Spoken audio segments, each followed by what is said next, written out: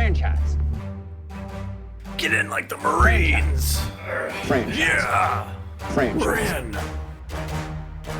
Franchise. Franchise the damn thing. Welcome to Franchise Addicts, a podcast covering every film in a given franchise. My name is Luke. And I am Chris.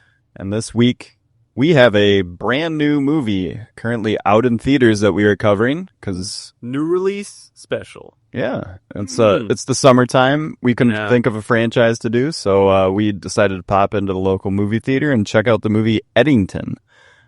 Classic summer blockbuster. Oh, yeah. About a horror conspiracy fucked up thriller about the pandemic with some big movie stars. Huge movie stars. I mean, this almost has as many movie stars as the current blockbuster in theaters, Superman. Superman doesn't have big stars. It has Nicholas Hoult. That's true. Like, it famously doesn't. Like, I'm like, what's that guy's name again? David Corn Sweat. Yeah, I didn't fucking... He's kind of killing the marketing for this. He's doing really well in all the interviews. I have not seen one. Are you going to see the movie?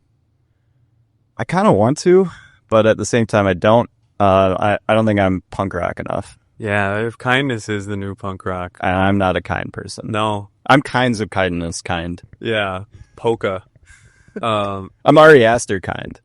Absolutely. And Ari Aster is the gentleman of the hour here. His fourth feature film. Did you see The Trouble with the Johnsons? I did. So I made sure to watch it before. I've not seen it. I'm so happy that you brought that up because, it was one of those things that people kept on posting on social media about. Don't watch it. So yeah, something about the Johnsons. It was a film that Ari Aster did. I believe it was kind of like his graduation thing at film school. Yeah. And he really laid it all out on the line. Yeah, he's a twisted individual. Isn't it essentially like the child sexually abuses his parents? Yeah, for years. Okay, that's all we need to get into. Yes. We won't get into more, but I just have heard that through, whatever, Facebook. Yeah, it kind of it completely flips the script on an abusive child-parent relationship, and the way that it's done. It's only 28 minutes long, so it's a real short. And it does make you think about that dynamic in a different light. But I think like everything that Ari Aster does, it's very thoughtfully done. Sure. It's about family. It's very well done. Yeah, and it has to be about family. Like the Olive Garden. Well, no, when you're there, you're family. Yeah, when you're in an Ari Aster movie, your family is disintegrating. Yeah, it's very dark. So Eddington, brand new movie from Ari Aster. He wrote and directed it. Came out a couple weeks ago. Not blowing the box office up like Superman is, but is getting a decent amount of at least critical thought poured out on it. I think it was like a 68 on Rotten Tomatoes currently, if I checked this morning. So it's divisive. But again, divisive. All his movies... Would you say all of them are? I mean, Hereditary and Midsommar are pretty much like universally praised. Is that true? Is that a true statement? I don't know. From the podcast that I've listened to on Ari Aster films, it seems like Hereditary is basically like gold stamped. That's one of the best horror movies of the last 20 years. Perfect movie. No notes. Midsommar comes around. People are like, this is kind of weird. Still good, kind of weird. Opening scene of Midsommar is one of the most messed up things I've ever seen. Can I share something? Maybe I shouldn't share this. I think it's one of my favorite movies. It's definitely my favorite Ari Aster movie. I have a different one. What's yours? Well, we'll save it. Okay, save it for sure. They're all interesting. Now, you and we talked about Beau is Afraid. We were kind of getting to know each other as that was in theaters. I was feeling him out. I didn't know if I wanted to be friends with Chris, and he passed the test. Yeah. I was like, I was in theaters opening weekend, all 3 hours of that bitch. I was like, watch In Bruges tomorrow, or else we're not friends. Yeah, you gotta haze. You gotta do it. That was a great movie. well, it's a good movie. It's difficult at times. It's long. It's demanding at times. That movie, Beau is Afraid. While I think the other two are pretty straightforward. I mean, 2.5 hours, but still, or maybe 2:20. So they're longer, but they also are like pretty crowd pleasing I mean, so is he one of the first people to do, what's that genre that we call the horror genre now? Elevated horror. Elevated horror. So this is, the trauma movies and then, okay. I mean, I think he's at least He's definitely one of the founding fathers of it getting more mainstream. Yeah, then the term was, popularized and stuff. But I mean, as far as horror movies being... Just look back at any horror movie, they're all about the trauma of people. Yeah. That's all they are. They're trauma manifested in some ghoul or goblin that chases people. I mean, do you think it was that this was an A24 feature? He was an A24 guy, right as A24 was taking off. These are like indie horror movies that have established actors and are definitely like meticulously put together. I think like everything hit right. Yeah. As far as like a perfect storm of being like, this is the guy. Well, and that's kind of become, especially with Beau is Afraid and now with Eddington, that's kind of become almost a criticism of him. Yeah. Is that he's Mr. Blank Check from 824. He can make whatever he wants. Since that's happened, it's kind of gone downhill. People don't love Beau is Afraid. Eddington getting mixed reviews. Yes. And now it's like, well, A24 just lets him do whatever he wants and he's going away from what made him great. And everyone just points back to Hereditary. They're like, just make Hereditary again. Yeah. And it's like, well, sometimes you only have one of those movies in your bag. I think Midsommar is close. They're of the same ilk. But it's a different type of horror. Sure, but he's slowly gone from like more jump scares in Hereditary, more just like classic horror stuff going on in that movie. Where Midsommar is, culty. It's more vibes centric. Yeah. It's not like there's some like crazy wicked stuff in it, but it's not like horror to the max. I guess but it is yet a traditional horror movie. Like we could firmly implant it in that genre, as opposed to Beau is Afraid and Eddington, where you're like, what is the genre that they fit into? Beau is Afraid is all over the place. That is him just putting his mind into a movie, and it takes 3.5 hours. Is it 3.5? I thought it was 3. It's over 3. But I gotta say that there's some of that. While I find some of the scenes to be, I don't know, hard, just I don't know, not fun to watch, a little too much, a little dragging on. Some scenes are incredible. Like there's some stuff in that film that is like, wow, this is stuff you will never see before. Like the town, the people in that town that are just, everyone, the way that he makes the paranoia in his mind, the first 20 minutes of that movie are incredible. Yeah. And then it has moments after, but it also just goes a lot of places. And, but hey. Parker Posey.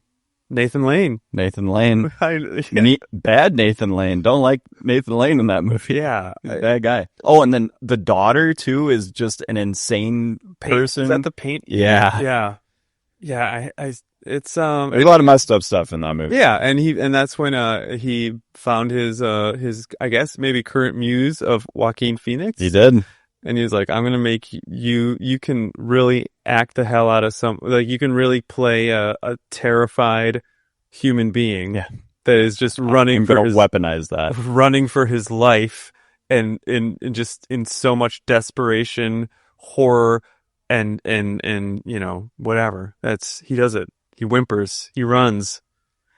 He's fantastic. I think he's asked to do a lot more in Beau is Afraid. He's great in Eddington. So let's get into it. What Eddington is about, what makes it divisive. Did Ari Aster do it again, in our opinion? We'll get to all that. So Eddington is a Western. Yeah. It is set in May of 2020, yes. COVID times. It is a COVID movie. It is commenting on the COVID era in America. It's set in New Mexico in the town of Eddington. Yeah, which appears to be close to the border in New Mexico. Shut off from the rest. A very remote. Yeah, town. yeah. This is a population of 100, 150 businesses. Yeah, vacant. I think. Yeah, it's not a huge town, and it's not close to a lot. It's close to an Indian reservation. Native American. Yep. Yeah. No, Okay. the Pueblo. Yep. You nailed it. Way Yep. to go, Chris. Good. Really walked that fine line, and you killed it. Okay, good. I love it. That's what I like. Stolen land. Stolen land. Stolen land. It is in fact stolen land. We, I am. I shouldn't be talking right now. I shouldn't. I'm going to finish this, but I shouldn't be talking right I'm going to be listening, which is what I should do. Yep. Sit and listen. The fact that I'm doing this podcast is actually wrong, which I think other people would agree with. Privileged, honestly. I mean, we have this equipment. We're doing this thing. Yeah. So, I mean, that's... And I was given this equipment by my parents. I didn't earn this at all. No. And so, I mean, there's truth there. Yeah. It's crazy. So it is very, so that's like the divisiveness right there. Cause there are certain aspects that I think are pretty easy softballs about, like, didn't everyone hate this about the pandemic? How about masks? Yeah. Right? Which, I mean, that is actually very divisive, but I think we start with that. We start, I mean, what do you want? Well, yeah, this is a relatively simple story that then goes on for 2.5 hours. Yeah.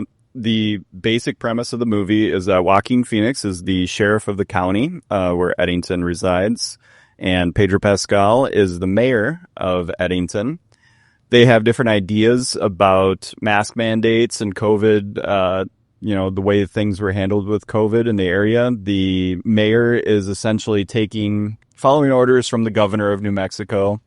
He's also got the AI tech guy. Yeah, we'll get into how characters that may seem righteous are not actually righteous because they're doing other nefarious things in the background and all that sort of stuff. Nobody in this movie is good. Nobody is a hero. But nobody's ideas are correct fully. But we start with our protagonist, who I think we are to start with. At least the frame of the movie is that, like, we understand this guy. This guy's a troubled guy. He's maybe not the smartest guy. No. But he just wants to, I mean, he truly is, thinks that the mask mandate is a little over the top. He sees the hypocrisy in the enforcers as far as, it's not even, you're barely wearing it. It's not, well, that and the hypocrisy of, hey, like, we're wearing this mask to keep people safe. And then you're screaming at people and treating them horribly that aren't wearing masks. And not letting a guy get groceries. Yeah, so it's like, okay, so you're trying to protect people, quote unquote, but by doing that, you then feel okay with treating people like shit. Yeah, so he sees that, and he kind of seems like he's a reasonable guy. And just trying to live a reasonable life. And not incredibly, like, he could be, like, related to Bo. As far as, like, sure. Like, he doesn't know how to communicate. He's very anxious. He's got a lot going on inside that he can't really get out. He's got this troubled relationship with his wife that I'm sure we'll get into. Constantly criticized by people for not, like, having zero motivation in life. He was literally grandfathered into the sheriff position. His father-in-law was the former sheriff. So, I know that, so that's like privilege, right? I mean, just given to him. Apparently, it didn't go well. They referenced that essentially there was some police brutality. Didn't go well. He's kind of a laughingstock. People, film him, which is such a great thing that happens throughout the movie. Kids are filming on their phones, calling him like a idiot. Yeah. And he just keeps walking. Sad man. And this, the other side of the coin is the Pedro Pascal character, who is kind of Mr. Polished. He's a polished mayor, seemingly on the outside, trying to do what he thinks is best for the community, following orders given to him from the governor.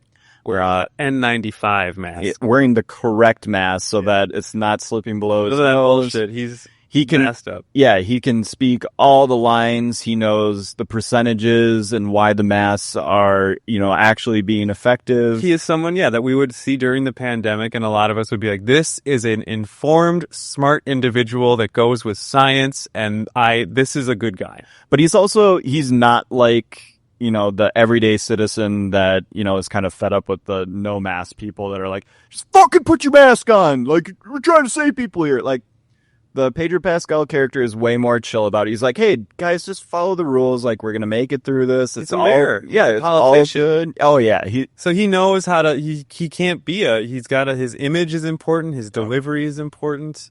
He's going to play it cool, and he's a cool cat. And, what we don't realize until we get further into the movie is that, the sheriff and the mayor have a past. yeah. And the wife is involved, played by Emma Stone. Yeah. I think rather brilliantly for only being in the movie a little bit. She's doing some special stuff here. Very Subtle, low energy. Right? So low energy. Low energy. Weak. Very, very weak. Not a typical performance. I like it. Weak hands, small hands. Small hands. So Terrible. yeah. Pedro Pascal had dated Emma Stone in the past. When she was underage, maybe? We don't know. You get a lot of mixed stories about what happened, but for how the story goes is it didn't work out, and then she meets the Joaquin Phoenix character. They get married, but she is an extremely troubled person. She had a kid with Pedro Pascal. Yep, and had got an abortion. But we don't know if that's true either. We don't know who that kid's father is? We have no idea. Pedro Pascal's character denies it, says, I didn't even touch her. She was weird back then. Mm-hmm. We are then hinted at later on when she's talking about being an abuse victim early in her life to think that it could have potentially been her father that impregnated her. What a fucking scene. So we never know if that's actually true. Yeah. But that's what she tells her mom when she leaves with the cult leader. And then, so that's all happening, but that triggers the Joaquin Phoenix character into wanting to run against the mayor because he's up for re-election. He's like, I'm going to take matters into my own hands finally, do what everyone has been asking me to do. Immediately once he starts doing that, how about his announcement? Falls apart. But how about his announcement? One of the best scenes yes. in the movie. Like, just on this, people talk about this, but the use of screens. Yeah. The use of screens and, how we see him deliver that on his iPhone, on the mount, in his car, and he's so unsure of himself, and it's like this kind of wounded bird gets an idea and is motivated for a second, and this is my way out. I can do this. He gets a glimmer because the guy tags him in the Facebook post. Yeah.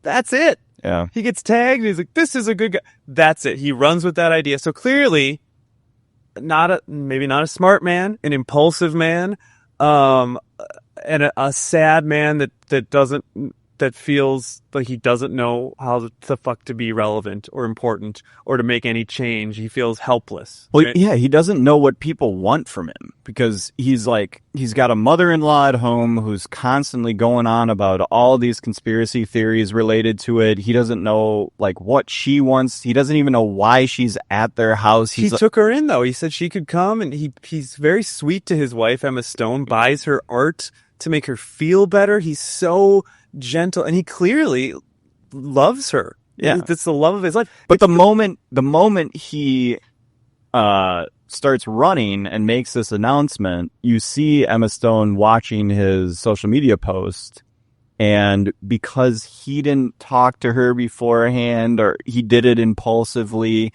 even though the people in his family are telling him you got to take control of your life, you got to be motivated and stuff like that, and so he's doing this. He thinks he's doing the right thing. Yes. And then he comes home and they're gone. Yep. They abandon him. They come back angry. She locks herself in the room. He has to bang on the door and be like, please just let me explain. I'm doing this for us. It's going to be fine. And, she does have an argument in that with him running this stuff with the past with Pedro Pascal is obviously going to get brought up. She's going to get thrown into it. She is a mentally unwell person and doesn't want to go through that. So I do understand from her perspective a little bit what's going on. But her not supporting him, having the mother-in-law not support him is just devastating to him immediately. So we're sympathetic to this guy who could be like the origin of the alt-right. Or, I mean, maybe, yes. I mean, because he does start to go that way, but he is sympathetic, and we do feel like, okay, this guy, not the smartest, but he is beaten down and sad, and we feel empathy for him. Yeah, so Joaquin comes into his sheriff's office. He deputizes his two guys, Michael and Guy. You gotta get a slogan. And gets the whiteboard out, and they're ready to get the signatures, get him on the ballot, and here we go. And he's running. He's outfitted his truck. Oh God! Kind of like this comedy bit for the entire rest of the movie that he's just driving around in his police cruiser, like Black Sheep. Well, vote for Donnelly. Well, there's even like there's signs on it that are like spelled incorrectly. That's your. Yeah. Yeah, it's the wrong form of your, and you're these like, guys are oh fuck, these guys are just idiots. Joe, you're not doing well. But it's like Ari Aster's really putting you into it and going like, this is, all these like MAGA guys, all these people that you now have kind of like grown up a little bit and grown into their resolve for how they want the world to work. This is kind of where it starts, it's the genesis, and it starts in a place of like wanting to do right by people. I'm feeling like you're given these chances and you have this power and authority, but you don't have the proper resolve or the proper game plan. And also, by the way, people are mad at you. Yeah. The entire time. Even though you're just like, I'm just trying to help people. And they're like, no, shut up. We don't want that help. You're actually doing bad. And you're wrong, and you're just going to keep doing wrong. And so, this push. And in that moment, I mean, yeah, you could be like, well, this guy should be smarter, or he should do, but you can't help but feel the empathy and feel like this is what happened to many fucking white men during that time. Yeah. The kind of not like lower middle income white men. And they just got browbeat over and over and over. 2020 was not going to be kind to them. Nope. And so it's kind of where the Joaquin Phoenix character starts to fall apart. We forgot to mention that there is this character that begins the movie, and is kind of the force that brings this town to destruction. And it's this homeless guy who is named Lodge. Lodge, yes. And he is played by Clifton Collins Jr., who I know from various things. You would recognize him. He's unrecognizable in this role. But he starts the movie with I believe he's in Westworld pretty prominently. Okay. I might be getting that wrong, but he's definitely a bit character in other TV shows that you've seen. So he's walking into town. It's how the whole movie starts. He is obviously an insane homeless man.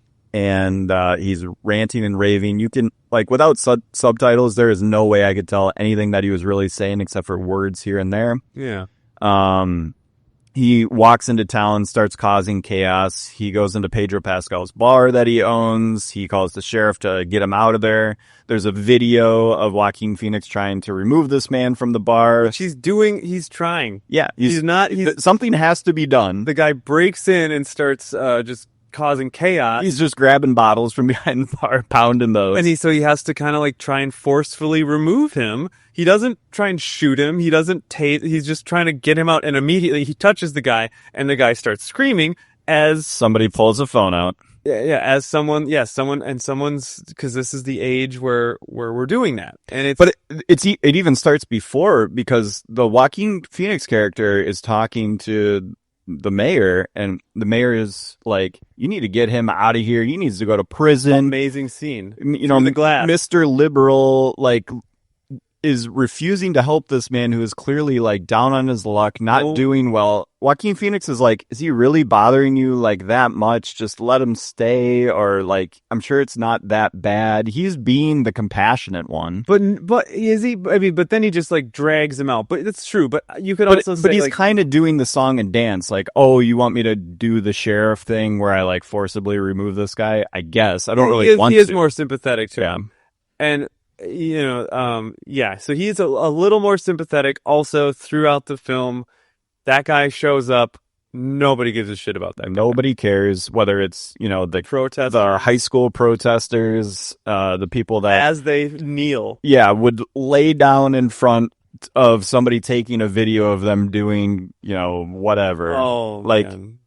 Just the hypocrisy is all over this movie. Yeah, and some people are majorly offended by that. And it's tough. So that happens. Really quick, The way it starts, go ahead. just 2 scenes to point out really quick as far as great camera work. I guess the guy that shot this movie is really famous. Is that true? Yeah, he was the cinematographer for the movie Seven, most famously. Yeah. So 2 shots, just like when the first time that the camera's really on Joaquin Phoenix, when he gets pulled over by the other 2 cops and the red light is flashing on his face, his face is going from darkness to red. Oh, like the foreshadowing that it's doing, and just the beautiful setup there, amazing. And then also there's just this shot too, which is kind of, it's a little on the nose, but where he's standing in front of the big poster of the mayor, and he's inside the mayor, showing like this little man wants to stand up to this big man, and just like telling a story in a shot. Oh, just chef's kiss. Well, I think it's in the trailer too, but the shot where they're standing in the street across from each other, Yeah. which has the great comedic line when Pedro Pascal tries to get a little bit closer, and Joe goes 6 feet. Pedro gets even closer and up in his grill. But there's incredible camera work all over the place here. So Joaquin Phoenix's character is running against the mayor, and things are immediately going poorly. While in the rest of the world, the stuff that literally happened to all of us is happening. So George Floyd happens. Yep, around May. It happens basically the day that he is like going to run for mayor. Yeah. The Joaquin Phoenix character doesn't even realize. So focused on everything else, not even listening to the news, not watching the news. Comes into town the next day, 2 protesters talking about police violence and stuff like that. And he's like, what the hell are you guys talking about? Yeah. There's no police violence here. And they're like, there's police violence everywhere. This is a system of oppression, man. To be fair, they talk about the fact that there was. And potentially his old squadron had some guys there that were maybe accused of that. But yes, this is what you're supposed to do. Everybody, look at your screens. This is what we're doing right now. Yeah. We're protesting. We're all on this page. Either you're with us, you're against us, and this is what we all experienced, right? Like, this was it. Well, and the Joaquin Phoenix character makes the very logical remark about COVID and about the protesting, which is, hey, COVID's not here. Is there anyone in this small town that's sick? Then why are we doing any of this? We should be able to just live our life. The rest of the world can do their things. I'm just pointing out his argument, okay. Chris. The rest of the world can do this stuff. We're fine here. COVID's not here. Same thing goes for the police brutality. He's like, if you guys want to protest something, like, great, do it. I don't think there's anything currently going on. It appears that he's not a policeman who participates in brutality. I don't think he does anything. Yeah, it seems like He tries not to work. And his 2 officers, I guess we fucking don't know. Guy is a little sus. I think he quickly falls into the role. Guy got radicalized quick. Yeah, he'd do it. He'd totally do it. And And Michael just is worried about, breaking the record or whatever. Yeah, but a gun culture, right? Definitely. And we see the gun culture.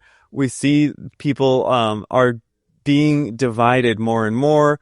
And yes, the funny scene where Brian is see it's a girl that he likes. Always. A girl that he likes, always blonde, is very into the protests, is very into the literature.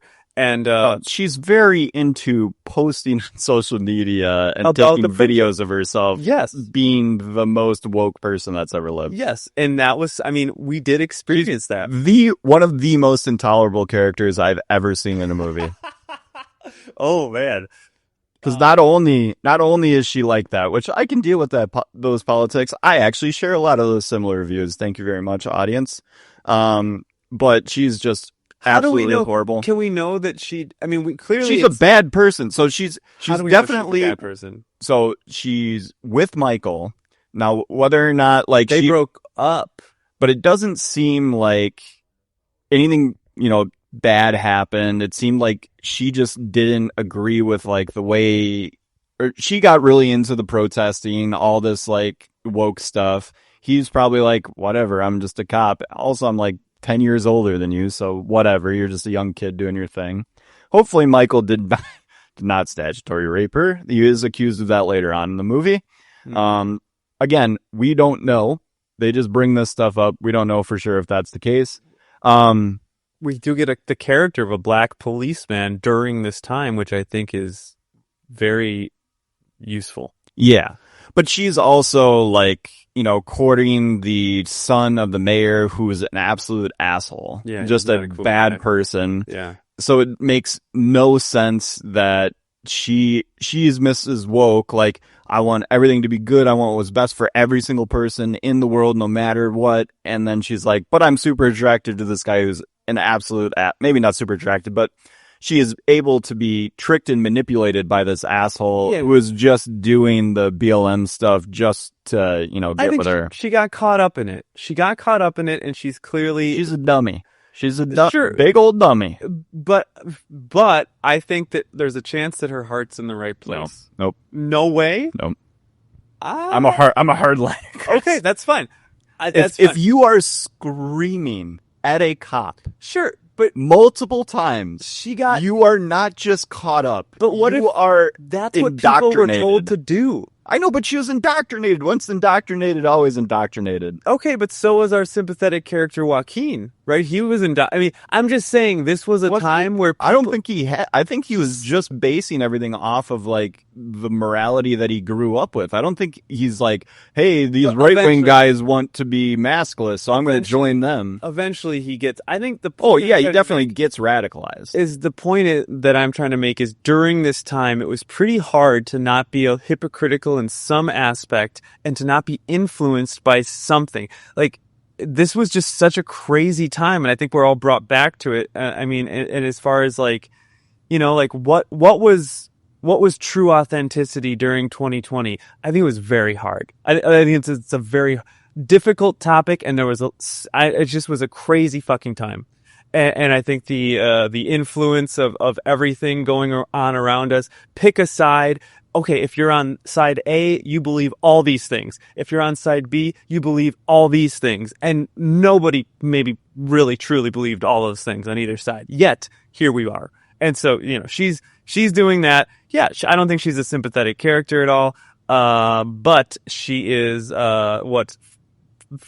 catches Brian's eye. Yeah. Brian likes her. There's that moment where he sees her. You can tell that he doesn't really give a shit about what's the post is, but he's like, she's also hot. Well, and Pedro Pascal's son is like, well, if you want to, impress her, you're gonna have to talk about this woke stuff with her, and he really get into that up, and it doesn't go well, and then he becomes a cuck. Yeah, horrible, right? And so. And the fucking friend sends him a goddamn picture. So horrible. But again, things won't go well for that boy. Nope. As they really don't go well for most people, but especially not him. So before we get into other stuff, I just want to point out that this is maybe the best movie I've ever seen about social media. Yeah. Like the way social media is integrated, the way that he's showing the phones, showing the videos that people watch, how they watch them, lying on the side in bed with the laptop just blaring into your face, having it be the first thing when you wake up in the morning that you're checking your phone and seeing the posts and stuff like that. I don't see that in a lot of other movies. And I mean, this is like the screens are the infection. Yeah. Like it is what is propagating all of this shit to happen. Fuck yeah. Before we talk about Emma Stone and Austin Butler more. Yeah, I was about to say before we just go off about the ideas in this movie, we can continue on with the story. So while that's all going on with the mayoral race, we're back in the home of Joe and Emma Stone, his wife, and Louise. Yeah, Louise and their crazy mother-in-law, whose name is famous Dawn. Yeah, Deidre O'Connell. She's in a lot of stuff. She's great. She's a perfect, like, she fits in an Ari Aster movie. Yes, definitely. Just like, you've seen her do other things. Now she's going to be a very weird, dark character. And, so yeah. She's Outer Range and the Penguin. So she's the mom? She's Cobb's mom. Oh, I knew it. Okay, so she's in dark shit. But, she knows what she's doing. Awesome. Yeah, no, she does a great job. And we get this, more screens, more influence, and this small dose of two of Hollywood's biggest fucking stars. Emma Stone, Austin Butler. Yes. And so we get a couple of hints here and there that Emma Stone has been checking out the QAnon forums a little bit. She's been checking out the pedophile rings and what's going on with that. We see that she's going to go to this seminar, this speaker in Santa Fe. We don't know who he is yet. Yeah, Vernon, right? And Joe comes home one night, again, to an empty house after he makes a lovely dinner to discuss the campaign with his wife and explain everything. They agreed to meet him for the dinner. People don't give a shit about Joe. Can we just mention how he's looking at the YouTube video about how to tell your partner you want to have a child? Yeah. Just going back to the initial sympathy for Joe. Oh. Yeah, she also won't have sex with him ever. He's just at the beginning, like he will turn into a murderer. He turns over in bed and looks at the screen background of his phone, and it's just her face, and he's like, it's his computer, longing to like be with her and That's loves her so much. Wants. And she rolls up after he makes this beautiful meal, has fallen asleep because they're so late with Austin Butler, and then it's the Butler show for the next 10 minutes. Yeah, the crazy, attractive, young guru that has a bunch of fucking crazy shit to say that sounds good. He's going on about my good friend Alex Jones. What do you mean? So Alex Jones... the Pizzagate? No, well, yes and no. So there's the place that Austin Butler describes in this movie, which is like this secret place in Northern California that all the elites go to and drink their adrenochrome. What is it called? Adrenochrome. The blood from children. I don't fucking know. But Alex Jones claims to have broken into this place, taken some videos of it, and reports back that this is all this stuff it's like kind of what got him famous. Oh.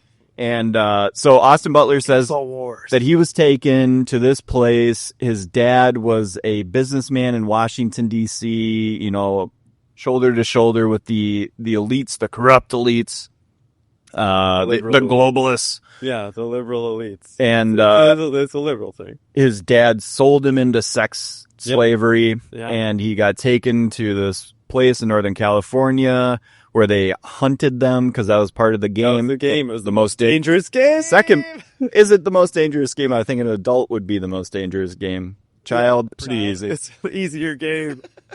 Would you rather try to kill a child in the wilderness or a grizzly bear? I don't know. I mean, ask Lars von Trier, because I don't want Lars von Trier anywhere near that story. Yeah, there's a scene where they hunt little children in Jack, the house that Jack built. Oh, I thought you were talking about the Robin Williams movie. Oh, directed by Francis Ford Coppola.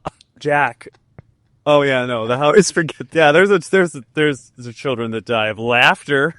Good from a little sweet Robin. Austin Butler did not die of laughter.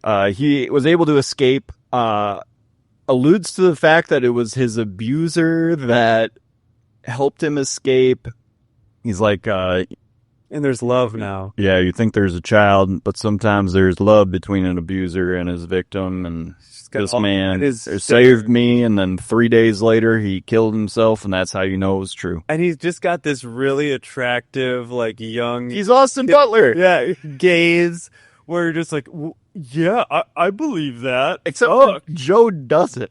Well, Joe's like, I know what's going on here. Fucking insane. This guy's... And he's... Well, because... What the fuck is he doing with my wife? The reason why he has these questions about it is, like, all of this stuff, like, if you know anything about the 80s satanic panic and stuff like that, yeah, there's a bunch of these kids that were going to these therapists, and they were doing like memory recall through hypnosis, and they were bringing up these memories. It turned out that when people like looked at what the therapists were actually doing, they were doing a lot of like, this happened, right? Leading questions. Yeah. And so kids were just making up these crazy stories about how their daycare was abusing them the entire time they were at the daycare, and they were flushing kids down to the toilet, which would then go down to these basement rooms where people in cloaks and masks would then molest them and all that sort of stuff. But a lot of people all of that started to believe this shit. Not true. Remember, wasn't there the story of that guy that was in the military and he like showed up at the pizza parlor in full Pizza game. Yeah, with full military gear, like he thought he was going to save kids. Yeah, QAnon has been on this conspiracy basically since it started. It's what they do. There was a guy on QAnon that, was like, don't worry, guys, I'm going to take this into my own hand. I'm going to storm the gate, and went to the pizza place, and they're like, I don't know what you're talking about.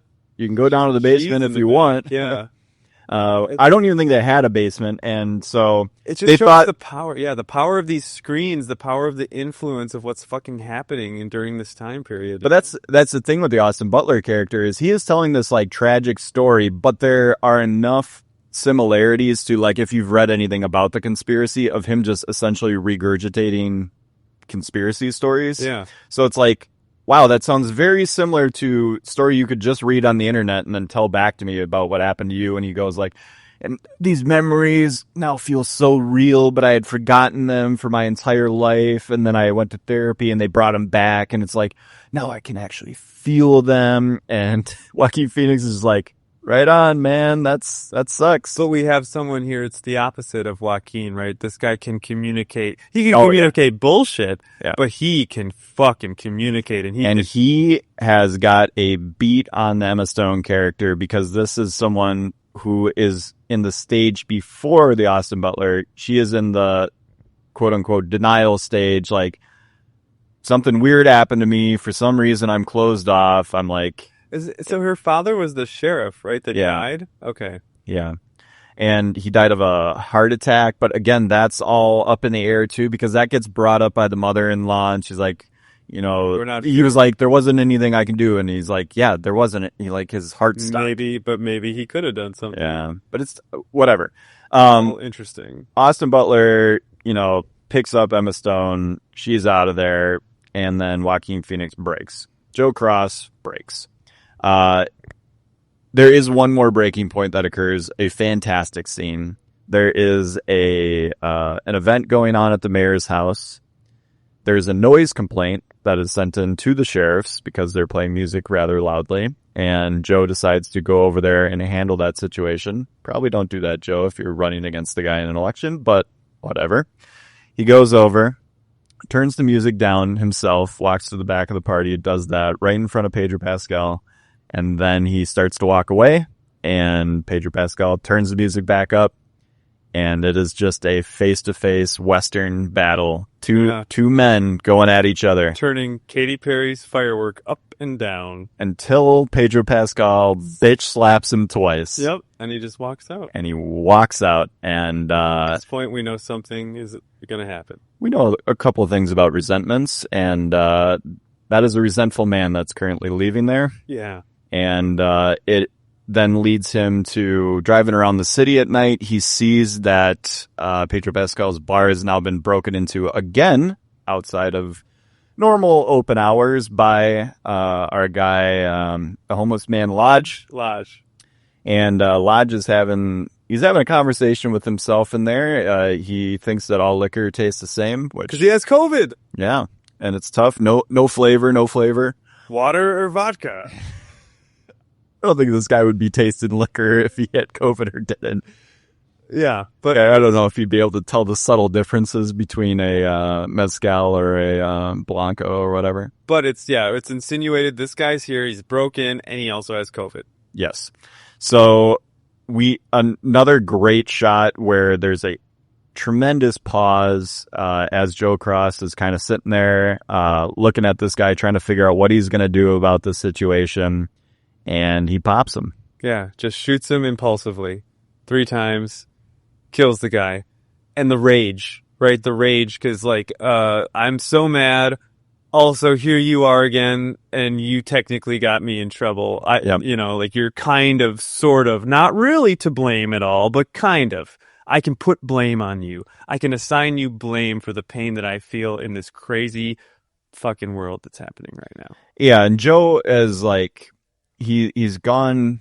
He's tried to do everything the right way. He's like, I'm standing up for people. I'm doing this the right way. When the protesters are coming at him, he's telling his deputies, don't engage, don't give them anything to, make videos about. But he's reactive. He is reactive, but I think, at least for the first half of the movie, he's doing a good job. Kid. He pushes him a little bit. I mean, I would have fucking grabbed him and thrown him across the street. He was being enticed. But also, like, I mean, it's just, I mean, this is it's fine. He's a flawed dude. But this, like we said, this is him breaking. Yeah, he's doing I'm doing everything right. I'm trying to do this. Now my wife has left me for this crazy cult leader. I'm getting bitch slapped by the guy that I'm running against because apparently he can just do whatever he wants. And he's like, how about I do whatever I want? And he's like, this homeless guy's a problem. Nobody's taking care of it. Pop him. Done. He's got his Nobody's going to miss him. Yeah. And then he gets COVID because of it. Yep. And he disposes of the body. And this is the start. But so we think that is going to be that's the one kill, all good. We smash cut then to Pedro Pascal, finding out that, his son has brought this. So yeah, they're having an argument about the classic COVID argument. Like, hey, we said we weren't going to have, strangers over and like people not in our bubble over what's like, he's like, she's not here. It's just her purse, whatever. And, the argument seems to, we're going to progress through it and bang. Shot out of nowhere. Yeah, he gets killed much earlier. Like it just it comes out of nowhere. Yeah. And the son comes into the room, waits a beat. It's like, is it just gonna be the dad? Bang, takes him out. So at this point, 3 shots fired. That's important. 3 shots fired. And then we cut to the gunman, which we think could potentially be Michael because we've only seen Brian. Oh, right, because Brian got the picture sent to him. Yeah. But then we also see that Brian has sent the picture to Michael, who's her ex, quote unquote. Yeah. And we know that Michael has been practicing his shooting. He's a pretty good long-range shooter. Yeah. But we also know that Joe Cross is the master long-range shooter. And they give it up pretty quickly. And there he is, Joaquin Phoenix with the sniper rifle. And he's just in the desert. Yeah, and it's like, you killed your adversary, murdered him in cold blood in his house, and then he killed his son. But then, so this is a cop. This is a cop who the movie intentionally shows him looking for the shell casings after shooting. He picks up the 2, looks for 30 seconds for the third one, and then goes, whatever. And walks to the house. What are you doing? You need to spend the rest of the night looking for that shell casing. It is the only thing that links you to the murder. Yeah. Everything else you can just slough off. No big deal. Also, probably don't fucking spray paint. Let people come to their own conclusions about that shit. It does. I mean, he's a horrible at, trying to cover this up. But at this point, he really turns into an awful person. Yes. And he is a cold-blooded killer. And he's a murderer, and he's like, you know what? We will blame this on Black Lives Matter, and that will be the scapegoat. And he is still, he's still the guy that we are with the movie. Like, yeah, I was listening to a podcast last night, and one of the guys on it, or woman, I don't remember who came up with this brilliant idea, but it was that he starts as our protagonist. He's our, the guy that we're following through this movie. And we get to this point, and then we just have to stick with him the rest of the movie, even though we shouldn't like him anymore. Yes. And that is not a common occurrence that happens in a lot of movies, because usually, even if there's a problem, there's a redemptive arc. Boys and girls, there's no redemptive arc. You are just dealing with the fallout of Joe Cross and his decisions. Yeah. And so he starts to fall. That was Amanda, by the way, from The Big Picture. It was, yeah. I love Amanda. He blames it on Black Lives Matter. He blames it on Black Lives Matter, but then we realize he is also figured out after Brian comes to the sheriff's office and tells them a key detail, which is that he sent the picture of the mayor's son kissing his ex. He's got motivation. Look into this Michael guy. Joaquin Phoenix has like been working with this Michael guy. He's promoted him. They seem to have a great relationship. No problem at all. As soon as Brian tells him that, he's like, I got to excuse myself really quick. Starts planting shit in his car. Starts coming up with the idea like, man, I could just slough this all off onto Michael. Yep. And it's going to be all good. And like you said, he is full evil mode. He's full evil. So, yeah, we're getting into the last like 45 minutes of the movie. So Michael they've turned everything onto Michael. He then gets locked up in the sheriff's office. They go about their business, Joe and Guy and them, and they're trying to figure out other ways that they're going to pin stuff on Michael, essentially. Guy doesn't realize that that's what they're doing, but he's now convinced that, like, this Michael guy, you know, he's black. So you don't know, is he on the cop side or is he on... Cop, or is he more of a... Don't say it, Guy, don't and say then it. Michael gets his one phone call. And he Calls his uncle. His uncle. Who I don't think is the one that's breaking him out of jail.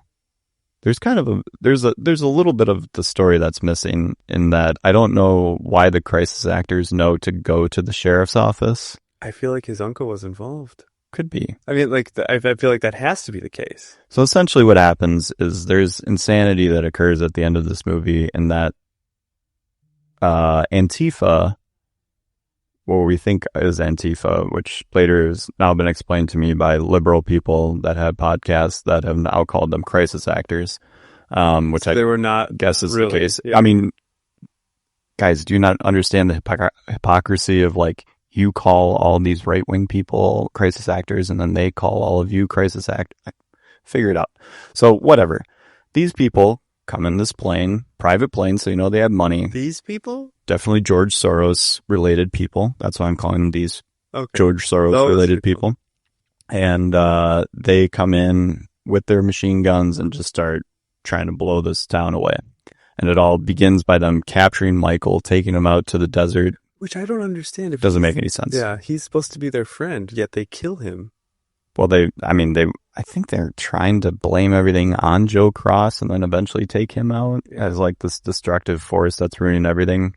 Joe ends up making it out alive. You literally cannot kill this man. Right next to a bomb. Yeah. And he, there's essentially a pretty classic Western gunfight to finish the movie out. Very, very, extended. Well, it doesn't finish the movie out. There's a coda to this movie that's insanity. Brutal. But there's a gunfight. He goes into the gun store and comes out fully loaded, and I do that too. Every Wednesday I go into the gun store and get fully loaded. He comes out with all these. I'm actually missing it tonight. That sucks. Well, you're gonna do it tomorrow? No, I have to do it on Wednesdays. You gotta crash through the Native American Museum first. Well, I do that on Tuesday. Okay. So slightly different, but same spirit. You gotta stick to a schedule. Editing, like... It takes 90 days to develop a habit, and then once you do that, you don't want to break it. Very true. So, you know, and there's this same podcast that we're going to talk about, referenced, or that we referenced before. References, thank you. How they have made the end look a little like a first-person shooter. Yeah. Very cool. Yeah. A lot of cool camera work. And again, another social media shout out, like the kid recording while he's shooting the final guy. Yep. Really well done. And then we get to the coda, which I think is, I mean, even more important than what eventually happens with the gunfight, which is that Joaquin Phoenix gets stabbed in the head, the middle of the head. Yep. Middle of the top of his head. And then they take him to this, you know, COVID hospital, and they essentially are like, I don't know, he's going to be a vegetable, man. And a vegetable he is. Brian, who ends up being kind of the hero that saves the sheriff at the end of the day, turns into a mega kid, moves to Florida. Yeah. So as all these true Americans should. Gets a house, gets a hot girlfriend. Yeah. That's it. and essentially is like the kid from Kenosha. Rittenhouse. Yeah, who has his own podcast about, First and Second Amendment rights, and that's what they talk about, which I think is the most important thing you can have conversations about. I don't know why we're having a conversation about a goddamn movie when we should be talking about our right to bear arms and the freedom of that speech. You like that one, Chris? Yeah. So we find out that Joe has he won the mayoral election, but even though he was opposed to having this, data warehouse be built in this area, that got done anyway, regardless of who was in office. That was going to get done. It is supposedly going to bring jobs and more innovation to the area, while the counter to that is that it eats up a bunch of water. This place is already in a drought. It's going to destroy the city. So AI, baby. it is what it is. Has to move forward. Joe is, in a wheelchair, can't talk, can only literally just watch the world unfold before him on screens. And his mother-in-law has kind of taken over being the voice of him. And we now get, a conspiracy theorist who has taken control of Eddington. Yes, the mother-in-law. Yep. Yeah. To live in a nice house. And the brutal scene, too, where she shows him on the computer that Emma Stone is now pregnant with ostensibly Vernon's child. Yeah, he's essentially like David Koresh for abused victims. Yep. And just has them all hanging out together, impregnating them all, it seems. And the sounds that Joaquin's character tries to make, whimpers. Well, he has, what's that thing that nerds have? Pocket protectors? Asthma. So he starts to have an asthma attack. It's so sad. It's honestly brutal. It's like the Metallica 1 video. Do you remember that? No. Oh, it's about a vegetable. 4. Yeah, it's badass. But also incredibly sad. So, this is just this horrible, torturous end for this man. Worse than death. Worse than death to be kept alive, to just see this world go on without you, while you're there and have to just watch. It's pure torture. And then it reminds me of a line that he says earlier on when he gives a press conference, when he says, "We will find the killer, and the killer will learn what justice looks like in the town of Eddington," or something. And in that moment, you're like, he's talking about, like, we will see he's eventually going to get his, and we will see what justice looks like. Yeah. And that is what it fucking looks like. And then because Ari Aster just has to make it as weird as possible, the closing shot is Joaquin Phoenix. Second closing. Is it the second closing? Because it ends on the shot of the AI plant in the desert. Yeah, so it's bigger than the small town. He gets lifted into bed, laid down, and then his mother-in-law lays next to him. Very weird. Because you're like, are they in a relationship now? That doesn't make any sense. And then his nurse rolls into bed with her, and she's just banging the nurse. Yep, right in front of him. Classic Ari Aster. Got to do it to him. Yeah, the absolute destruction of a character. The adults are being abused. Exactly. All right. Well, we have a special guest with us here today. Intern, producer extraordinaire. Not really an intern. I already gave him the job. Connor is going to be joining us for these episodes going forward. He's on the 1s and 2s. Connor, we forced to go to this movie. He did not know what it was. Had no idea what Showed it up was. And he said, "What are we seeing?" We were baptizing him with fire. Could have been Superman. It wasn't. No, it was this. So I got a text asking if I wanted to go see a movie, and it was an absolute yes. Going in, I had no idea. I didn't even think to send a text and say, "Hey, what are we seeing?" No. Walking in, I could have thought that we were seeing the Smurfs, or we should have covered the Smurfs. But honestly, so starting out in the movie, just seeing Emma Stone, Pedro Pascal, and Joaquin Phoenix, all some of my favorite actors and actress, and Emma Stone was always my high school crush. Oh yeah, Easy A. Yeah, exactly. Yep, just got it started. And starting with the movie, I honestly, for quite a big portion of it, I thought it was a true story. Until very quickly I realized this is not a true story. Yeah, I think you told me it was when he came out with the submachine gun from the gun store. Yeah, which is like at the end of the movie. So, yeah, I made it pretty far into it thinking, but I think most of it was because it just related so well through everything that we went through with COVID and whatnot that it very well could have been, especially it being such a small town and whatnot, it could have been one of those stories that just wasn't really covered. So I think that's really why I kind of just like fed into the idea. And also, going in without reading anything about it, not seeing any trailers for it or anything like that, just kind of getting thrown into it was kind of just why I would be able to go that route. I mean, it's just one of those stories that it could be and just never heard of.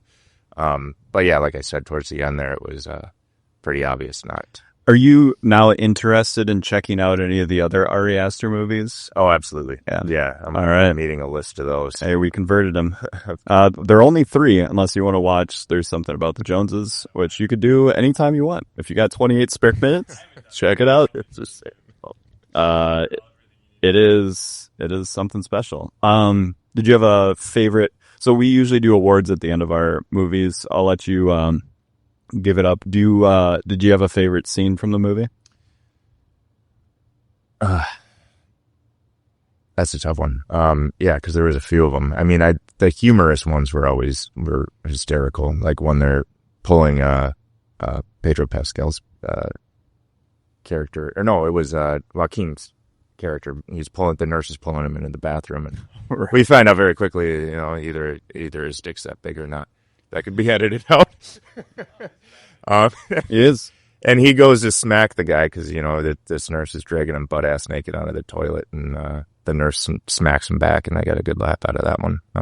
Also, there was another scene where they're going to the dinner table with that social media kid. Yeah, Brian. Yeah, and his dad looks at him and goes, "What, are you fucking retarded?"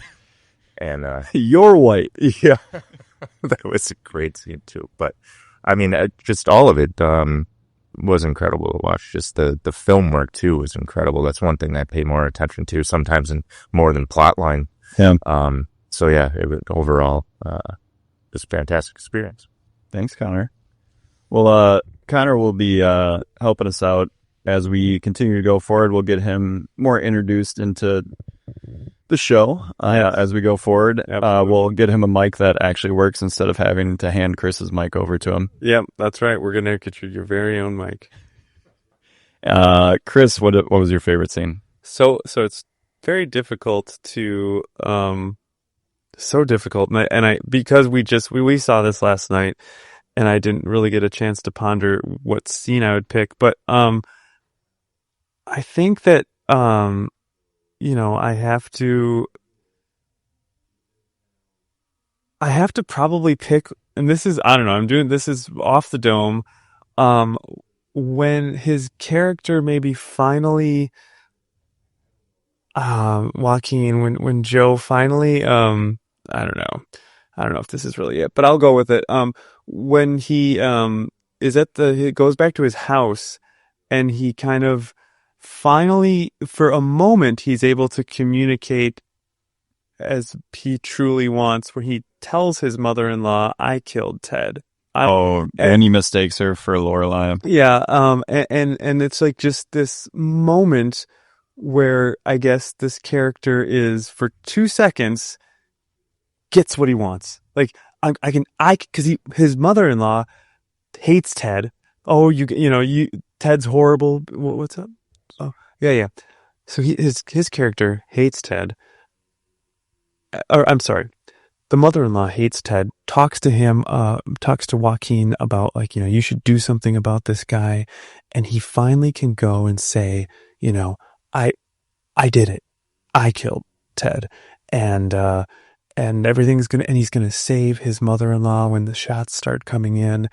And then and then shortly thereafter, he's chased for his life and eventually stabbed in the head and becomes a vegetable. But we see this character that is so, I don't know, just is so troubled and turned into such a evil person. We see that moment where I guess in that moment you see the evil inside him maybe like comes out for a second, right? When he can say like, I did it. And you know, we see it, which we don't really see the rest of the time. This character is too scared to ever, truly let that come out. So, I'll go with that. I mean, also when he records his mayor announcement to be mayor, you know, the Katy Perry battle. There's so many. Yeah, I think I'm probably gonna just go with I think I'm gonna go with him recording the initial. So good. Yeah. On a small screen. Yeah, and I mean the fact that it's shot in parallel with Emma Stone watching it on the other side, and then you find out the fallout to that and all that sort of stuff. I also thought, I mean, it's a pretty simple scene, but when and we didn't really talk about it, but when he goes to the restaurant where he's having his first kind of town hall meeting and he accuses the Pedro Pascal character of raping his wife, I just think that him and the way that he's, you know, line reading and stuff like that, Joaquin Phoenix, is just really incredible to like really show how uncomfortable, but like the rage is just behind him and he's finally letting it kind of come through. How about when he tries to approach or bring up to Emma Stone about her father that may or may not have sexually abused her? He doesn't actually say anything. He doesn't say, he doesn't say a word. She falls asleep. But like, holy shit. Nuts. Performance of the movie. Well, obviously Joaquin Phoenix. Hey. I mean, I don't know. You know, there's other people that are good, but you can't, if we're really being honest about it, of course, it's his movie. Yeah. He's definitely the stand-up performance, just like in Bo and all that sort of stuff. I'm going to give a shout out to my guy, Jesse from Yellowstone, who plays Guy in this movie. His name's Luke Grimes. And, of course it is. I just got a kick out of his character the entire time. He's not Jesse, he's Casey. Sorry, Yellowstone fans. Luke Grimes also recording artist, country recording artist, has some pretty solid songs. So you're saying that character wasn't hard for him to play? No. It was a layup. He was just playing himself. Not to mention he was playing essentially the same character he does in Yellowstone, which is a cop that fringes on having moral boundaries that aren't acceptable for being a cop. Wow, that's saying a lot. Who's your MVP of the movie? It's probably already asked. Of course. And you know, if you want to do a shout out to the guy cinematographer, yeah, I'm gonna give a shout out to the guy that wrote it. Oh, that's already asked. That's already answered too. Yeah, I mean, shout out to A24. They don't get enough praise. They get way too much praise.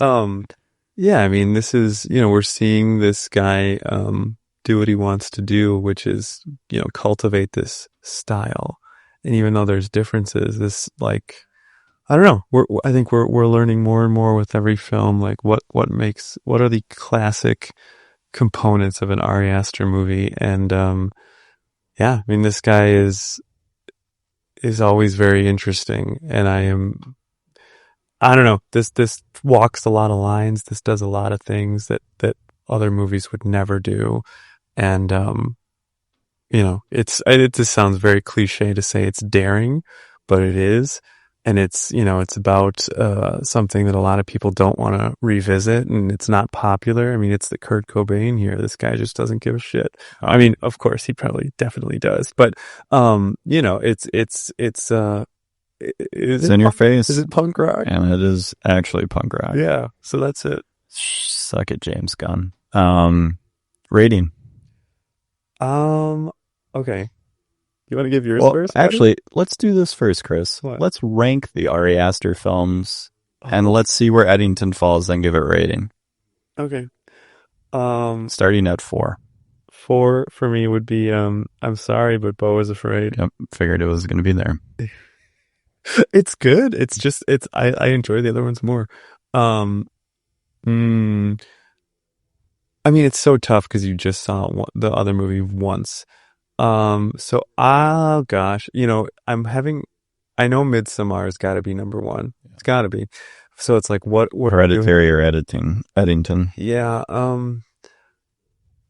I gotta go Eddington, and then Hereditary. Hereditary is a classic, but it's close. I'll say it's close, right? All right. 4 would be Hereditary. 3 would be Eddington. 2, Midsommar. 1. Oh, baby. I really like that movie. It is way too long, but there's so many ideas in that, and the animation sequence in the middle is one of my favorite things that's been put onto film in a while. So I respect that, bro. shout out to Bo. I've said this over and over. I'm not a humongous horror fan. I like them when they're very good. I think Hereditary is a very good horror movie. It's just not my cup of tea most of the time. So that's why. I love this movie. I think it's fantastic. Eddington, I'm going to give a 8.3. Awesome. I'm just essentially going to follow suit. I'll say 8.1. Great. Yeah, whatever. All right, guys. We might be doing one more brand new release movie if we can make it to the theater again. We've got another franchise that we're discussing in the works. Bubbling up another chise. And Gonna hit you with another chise. What's up? we have Alien Earth coming in a couple weeks. A little TV chise Well, cooking up in the dome for y'all. Chris has found out that I do not like when he calls franchises chises. Yeah, I think I want to be like, where are my chise junkies at? Hell yeah. All right, guys. Thanks for listening. Thanks, Chris. Thanks, Connor.